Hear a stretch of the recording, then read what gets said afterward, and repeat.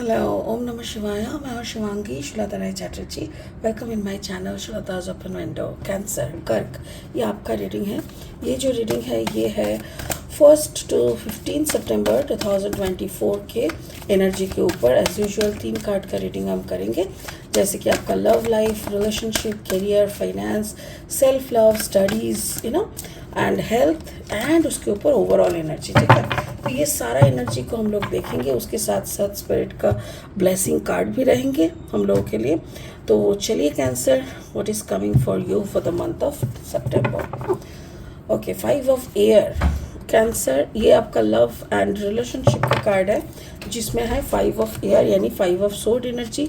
This is for your work like career and finance. King of earth, that means the pentacle energy, king of pentacle. And then the 4 of air, again it is the 4 of sword energy.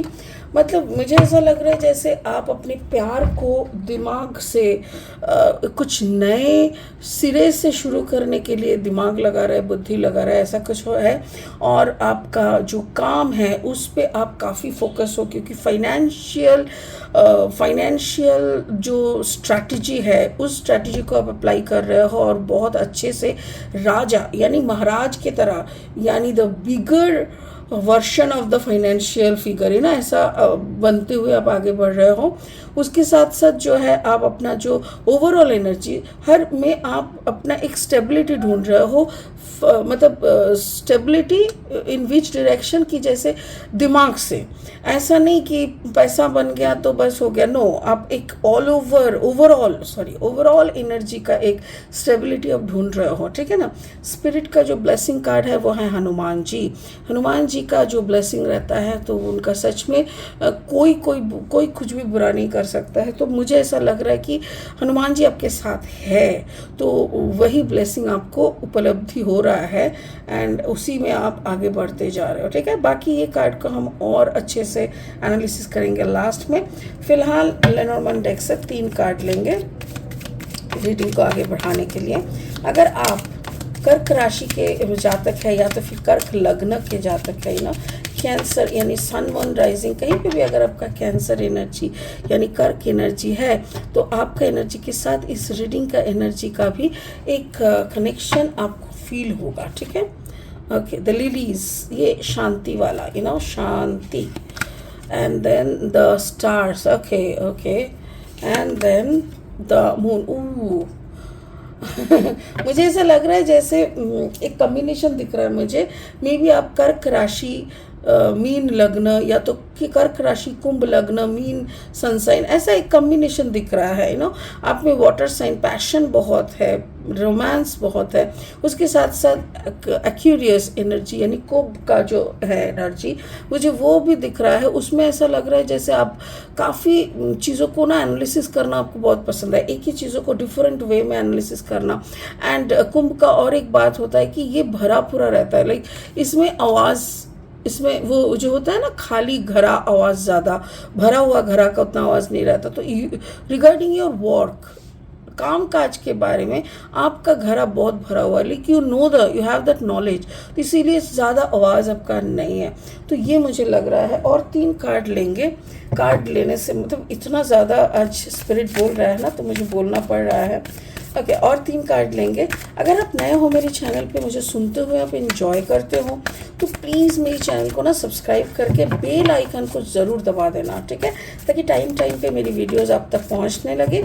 और हाँ, content अगर helpful लगते हैं तो ज़्यादा से ज़्यादा share करो, ताकि जिन लोगों को ऐसी गाइडेंस का मतलब बिलीव है, गाइडेंस को वो लोग पसंद करते हैं, उन तक ये मैसेज पहुंचनी चाहिए. Thank you so much. 10 of sword energy, again it's a sword energy. Okay, and then the career finance with the sun. Wow, it's really booming. Cancer, it's really booming. And the 8 of sword in overall energy. मुझे ऐसा लग रहा है जैसे आप रिश्ते के मामले में ना काफ़ी डन हो. शुरू करते हैं, तब आपको और अच्छे से समझ में आएगा. 5 ऑफ एयर यानी you have choices, you have options. आप कोई ऑप्शन को शुरू से शुरू भी करना चाहोगे तो भी there is an option, 1 2 3 4 5, like you are, एक होता है ना, आप बीच में सर्कल में, आप बीच में डांस कर रहे हो, आपके चारों ओर और भी सारे लोग डांस कर रहे हैं। सो मतलब you are the main character dancing and they are following you. तो ये हो सकता है कि आपके रिश्ते में भी हो सकता है कि आपका पार्टनर आपको फॉलो कर रहा है, या तो फिर और भी लोग आपको फॉलो कर रहे हैं, बट आपको जैसे आपको अपने में ही है, like it's a self love mood हो सकता है, या तो फिर आपको सब पता है हो कि कौन क्या कितना भाव आपको दे रहा है, आपको सब पता है, पर आपको ऐसा लग रहा है जैसे यू डोंट केयर, लाइक आपको क्या पड़ी है, ऐसा टाइप का। और उसके साथ साथ आपको सिर्फ शांति चाहिए। अभी तो आपका दिमाग जैसे सेट है, जैसे होता है ना कि मेरा तो दिमाग सेट है भाई, I am of this age, मेरा पकड़ लो कि I am telling about my self, I am of 46, मुझे अभी नया कोई ऐसे इश्क लड़ाने का तो कुछ है नहीं, अपना पूरा फोकस क्या है ना, घर बच्चा में है। और हाँ देखो, फिर फोकस में भी डिवीजन है, साधना में है, बच्चे में है, घर परिवार में है, और काम काज में है। So I am sorted, I am done, like मुझे और इधर उधर देखने का, कुछ और नया ढूंढने का है नहीं, शांति चाहिए चारों तरफ से, ठीक है। सो 10 ऑफ सोर्ड, 10 ऑफ सोर्ड में ऐसा होता है ना कि कभी कभी मोनोटोनस हो जाता है। सो मे बी खुद में रह के भी खुद से भागने का, खुद की सारी ड्यूटीज़ को करते करते सारे ड्यूटी से भागने का, कुछ दूर चले जाने का, सब कुछ एक एक अजीब सा attachment with a big detachment दिख रहा है मुझे। Wow, it's really a beautiful thing, क्योंकि आप बहुत अटैच्ड हो, you know, you are very much concern, जो भी हो रहा है चारों तरफ आप बहुत कंसर्न हो, बट बहुत डिटैच हो, ऐसा बहुत अच्छा है। मेरे ख्याल से ये एक साधना का ही स्तर है, जहाँ पे आपको सिर्फ शांति चाहिए, परिवार में सबके बीच में एक शांति कायम रहे और आप अपने हिसाब से ज़िंदगी को जी सकें। About your career and finance, उसमें आप राजा, king of art pentacles, king of pentacles, यानी आप और ज़्यादा पैसों की, मतलब आप चाहते हो कि अच्छा खासा रोज़गार हो, एक किंग साइज लाइफ में जीऊँ। एक राजा का सिर्फ ये नहीं होता कि लग्जरी लाइफ, एक राजा की ये भी होता है कि मैं अपनी प्रजाओं को अच्छे से रखूं। मतलब अगर कोई मेरे पास आ रहा है तो I can give them their luxury, their stability, ये भी एक है। तो आपको सिर्फ अपना नहीं पड़ा है, आपको ये भी पड़ा है कि मुझे कुछ बड़ा बनाना है, कुछ नसीब में अगर मेरा है। आप हर वक्त बोलते हो कि अगर नसीब ने चाहा, अगर यूनिवर्स ने मुझे चाहा, मेरे ऊपर उन्होंने अगर दायित्व देना है, अगर यूनिवर्स को मेरे ऊपर भरोसा है और अगर यूनिवर्स मेरे ऊपर ये करते हैं, मुझे ये दायित्व देते हैं, तो I want to be the king and want to take care of the kingdom. जैसे हम सबको पता है कि Shiva is the king of this universe, और या फिर पकड़ लो कोई भी नाम से, तो हम उनके प्रजाओं को भी देखना भाल करना चाहते हैं। हम चाहते हैं कि आप मेरे थ्रू काम करो, और मेरे ख्याल से वो हो जाना चाहिए। बिकॉज यहाँ पे देखो 16, 6 + 1 = 7, और यहाँ पे देखो 19, 9 + 1 = 10, यानी नंबर 1, और वो भी सन। लेकिन आपका काम काज का जो भी मसला है ये बूमिंग होता जाएगा, आपको पीछे मुड़ के देखने की ज़रूरत नहीं है, पैसों की कोई कमी होने की गुंजाइश नहीं है। आप पागलों की तरह काम करोगे, आपके आसपास लोगों की भलाई करते जाओगे, आप बहुत सारे लोगों के देखभाल करोगे, लोगों को प्यार बांटोगे, और वो लोग आपके ज़रिए भगवान को, वो लोग आपके ज़रिए यूनिवर्स को देखेंगे और यूनिवर्स के प्यार को पाने की कोशिश करेंगे। तो ये आप एक बड़ा सा माध्यम के हिसाब से भी काम कर रहे हो। Wow, in your own life even you are working hard, तो आपको ऑब्वियसली फ्रूट तो मिलना ही था। तो ओवरऑल एनर्जी यहाँ पे क्या है, 4 of air, again it is talking about air, यानी सोड एनर्जी, यानी दिमाग। दिमागी स्तर पे स्टेबिलिटी रहना बहुत ज़रूरी है। अगर आप दिमाग में खिचड़ी पका के रखोगे तो आप कहीं पहुँच नहीं पाओगे, क्योंकि दौड़ के तो पहुंचना नहीं है ना। मंजिल जो होता है वो ऐसा नहीं है कि तुम कलकत्ते से स्टार्ट करोगे लखनऊ जाके रुकोगे, ये है तुम्हारा मंजिल, बात वो नहीं है।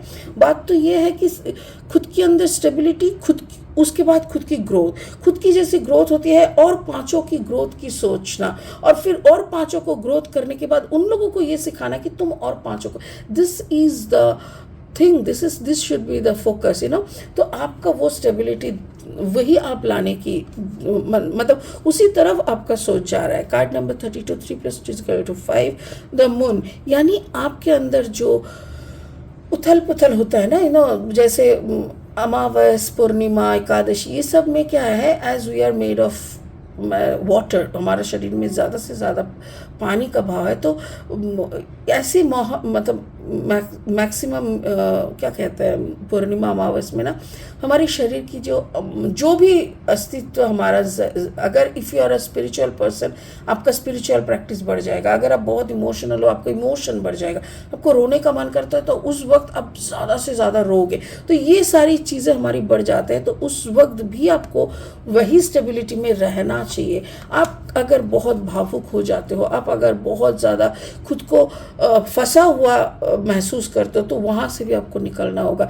तो स्पिरिट का ये कहना है कि सब तुम कर लोगे, यू हैव एबिलिटी, तुम्हारे पास पोटेंशियलिटी है, तुम सब कुछ कर पाओगे, तुम कर भी रहे हो, लड़ भी रहे हो, पर जब तक तुम खुद की ये बंधन से नहीं निकल पाओगे, खुद की इमोशन को कंट्रोल नहीं कर पाओगे, खुद के अंदर वो स्टेबिलिटी नहीं ला पाओगे, तब तक तुम कुछ नहीं कर पाओगे। तो ओवरऑल एनर्जी का ये मतलब है कि आप खुद की स्टेबिलिटी पे काम करो।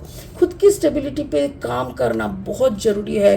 कि कोई मर गया तो आप रोए रोए जा रहे हो, पागल हो रहे हो, कोई खुश हो रहा है तो आप एकदम खुशी के, कोई भी, नथिंग मच इज गुड, ठीक है ना। तो सब कुछ के आधार पे आप टिके हो, आप कंट्रोल में हो, आप अपनी मकसद को फॉलो करे जा रहे हो, that is what spirit is talking about. वही आपको पहले करना है।